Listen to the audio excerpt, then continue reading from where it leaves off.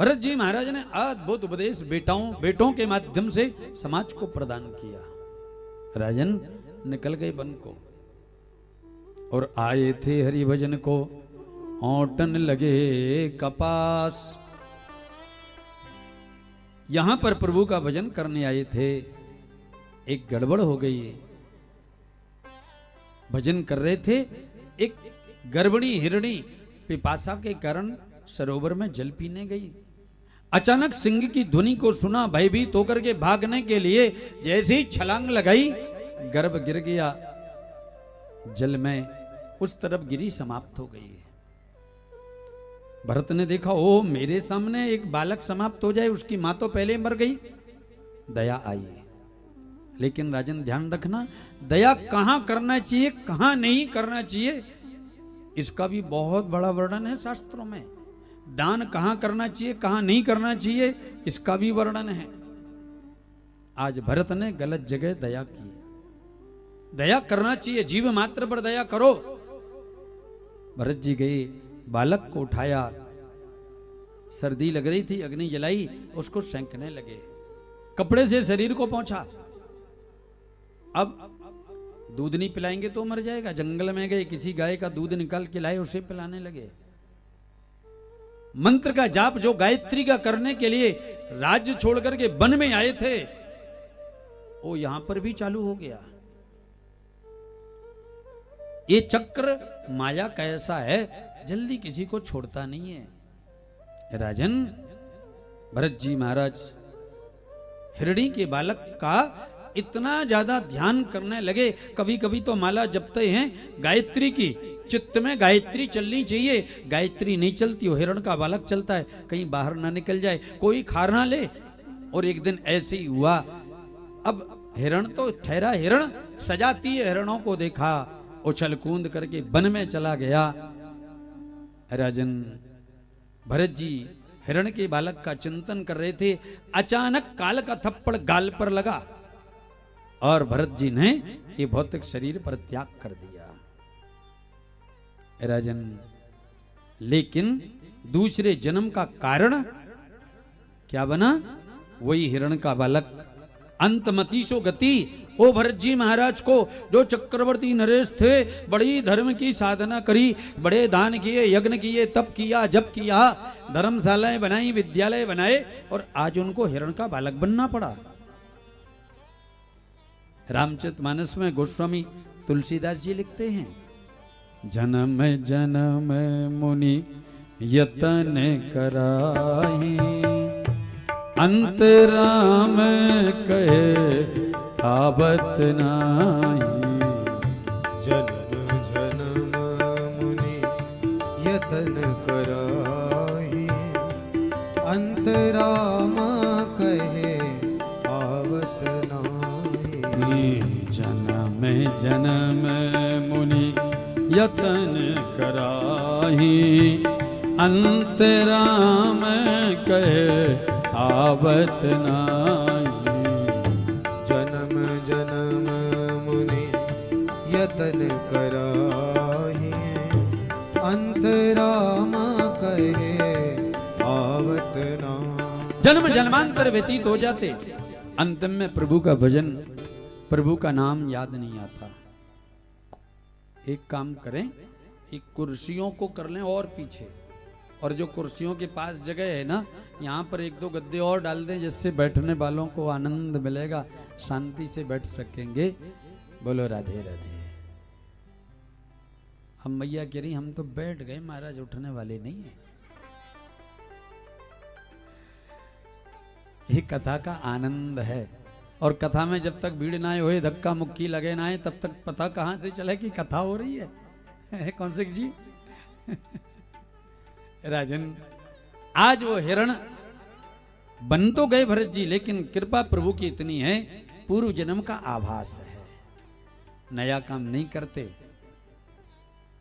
एक दिन लगी जंगल में आग, सभी पक्षी गए भाग, हिरण खड़ा रहा, जलकर के राख हो गया। लेकिन भगवान सब पर कृपा करते हैं, और प्रभु ने कृपा करी, पुनः ब्राह्मण कुल में मनुष्य का जन्म प्रदान कर दिया। ध्यान रखना, भगवत प्राप्ति के साधन का अगर एकमात्र कुछ है तो मनुष्य का शरीर है।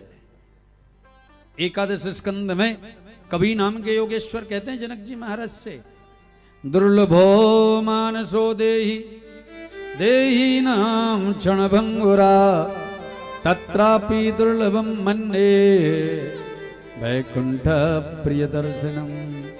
जगत में दुर्लभ क्या है? बोले दुर्लभ केवल एक ही वस्तु है, मनुष्य का शरीर प्राप्त होना। और अगर प्राप्त हो गया तो फिर बोले उससे परम दुर्लभ है मनुष्य का शरीर प्राप्त होने के बाद भगवत प्राप्ति होना। क्षणभंगुरा, ये मनुष्य का जीवन क्षणभंगुर है। तत्रापि दुर्लभम मन्ये वैकुंठ प्रिय दर्शनम, श्री हरि का दर्शन होना सबसे दुर्लभ है। यहां पर भगवान ने करी कृपा, ब्राह्मण बालक बन गए, नया कर्म नहीं करते। पिताजी ने गायत्री मंत्र सिखाया, कुछ पढ़ाया, पढ़ते नहीं है। पढ़ेंगे लिखेंगे फिर भेज देंगे यजमान के यहाँ, और यजमान के यहाँ जाकर के जब व्यक्ति जप करता है तप करता है तो ब्राह्मण जो दक्षिणा में लेकर के यजमान से आता है ना, वो यजमान क्या देता है? ध्यान रखना, यजमान दक्षिणा के रूप में अपना पाप ब्राह्मण को देता है। दक्षिणा के रूप में अपना पाप ब्राह्मण को देता है, और जो ब्राह्मण गायत्री उपासक है वो उसको पचा लेता है। अन्यथा अगर गायत्री की उपासना नहीं करता, संध्या बंधन नहीं करता है, नहीं करता वैष्णदेव बलि नहीं करता, नित्य हवन, तो ब्राह्मण की बुद्धि बिगड़ जाती है। बोलो राधे राधे। शास्त्र कहते हैं इसलिए विप्रो वृक्षस्तस्य मूलम च संध्या, ब्राह्मण की जड़ संध्या है, गायत्री है। और देखो हर कुल की 4 वर्ण है ना, और 4 वर्ण भगवान के 4 शरीर के अंग हैं। गोविंद गीता में कहते हैं चतुर्वर्णम मया सृष्टम गुण कर्म विभाग सा। ये चारों वर्णों को गुण और कर्म के अनुसार मैंने विभक्त किया है, और ये मेरे शरीर के अंग हैं। ब्राह्मण मुख है, क्षत्रिय बाहु है, ये वैश्य उदर है, तो शूद्र मेरे पैर हैं, चतुर्थ वर्ण मेरे चरण हैं।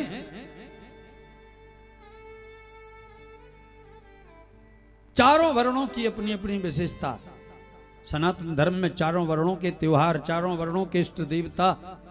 आपको मैं बताऊं ब्राह्मण के इष्ट देव कौन है? ब्राह्मण के इष्ट देव सूर्य हैं, और ब्राह्मण की देवी का नाम है गायत्री। बोलो राधे राधे।